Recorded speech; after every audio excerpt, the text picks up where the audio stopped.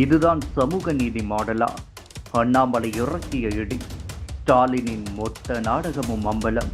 தமிழக அரசியலில் திமுகவின் ஆட்சி நடத்தையை தினம்தோறும் பாஜக முன்னாள் மாநில தலைவர் அண்ணாமலை பட்டியல் போட்டு முகத்துறையை கிழித்து வருகிறார்.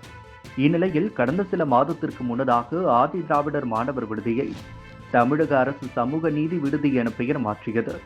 இப்போது அந்த விடுதி நடத்தப்படும் லட்சணத்தை அண்ணாமலை வெளிக்கொண்டு வந்துள்ளார்.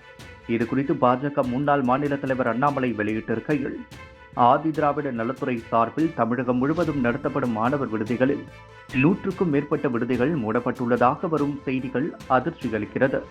தமிழகத்திலிருந்த 1331 ஆதி திராவிடர் மாணவர் விடுதிகளில் தற்பொழுது 1200 மாணவர் விடுதிகள் மட்டுமே செயல்பாட்டில் உள்ளன. 100க்கும் அதிகமான விடுதிகள் மூடப்பட்டுள்ளது. சுமார் 98,000 மாணவர்கள் பயன்பெறும் வகையில் அமைக்கப்பட்ட இந்த விடுதிகளில் தற்பொழுது 65,000 மாணவர்கள் மட்டுமே தங்கி படித்து வருகின்றனர் என தெரிய வந்துள்ளது. சுத்தமான அறைகள், சுகாதாரமான குடிநீர், தரமான உணவு என்ற அடிப்படை வசதிகள் கூட செய்து கொடுக்கப்படாததால் மாணவர்கள் இந்த விடுதிகளில் சேர்ந்து படிக்க விருப்பம் காட்டுவதில்லை. குறிப்பாக மாணவர்களுக்கு வழங்கப்படும் உணவு தரமற்றதாக இருப்பதால் அது வீணாகி கால்நடைகளுக்கு உணவாக விற்கப்படுவதை ஏற்கனவே சுட்டிக்காட்டியிருந்தனர். பட்டியல் சமூக மாணவர்களுக்கு தரமான கல்வி வழங்க வேண்டுமென இந்த மாணவர் விடுதிகள் அமைக்கப்பட்ட நோக்கத்தையே திமுக அரசு சிதைத்துவிட்டது.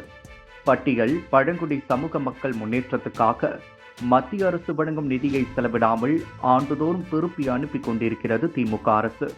அந்த நிதியை இந்த விடுதிகளை மேம்படுத்த பயன்படுத்துவதிலிருந்து திமுக அரசை எது தடுக்கிறது? இந்த அழகில் சமூக நீதி விடுதி என்று பெயர் மாற்றம் செய்தோம் என 2 நாட்கள் விளம்பர நாடகம் நடத்தி தனக்குத்தானே பெருமை பேசிக் கொண்டிருந்தார் முதலமைச்சர் ஸ்டாலின்.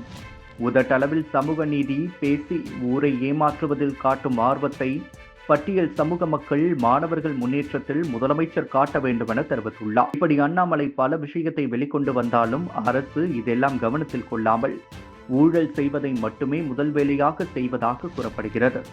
இதன் மூலம் வெறும் பேச்சுக்கு மட்டுமே திமுக சமூக நீதி என்று பேசுவதாகவும், கடந்த சில நாட்களுக்கு முன்னதாக திமுக அரசு துப்புரவு பணியாளர்களுக்கு உணவு வழங்குவதாக கூறியது.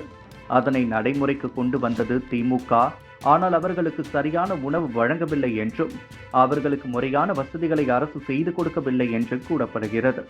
தினம்தோறும் நீதிமன்றத்தால் பல விஷயங்களில் தவறுகளை மறைக்க முடியாமல், செய்வதறியாமல் பிரம்பில் அடி வாங்கிக் கொண்டுள்ளது தமிழக அரசு. ஆனால் மக்களிடம் பேசுகையில் திமுக ஆட்சி வருவது உறுதி என்ற பொய்யை பேசி வருவது என்பது குறிப்பிடத்தக்கது.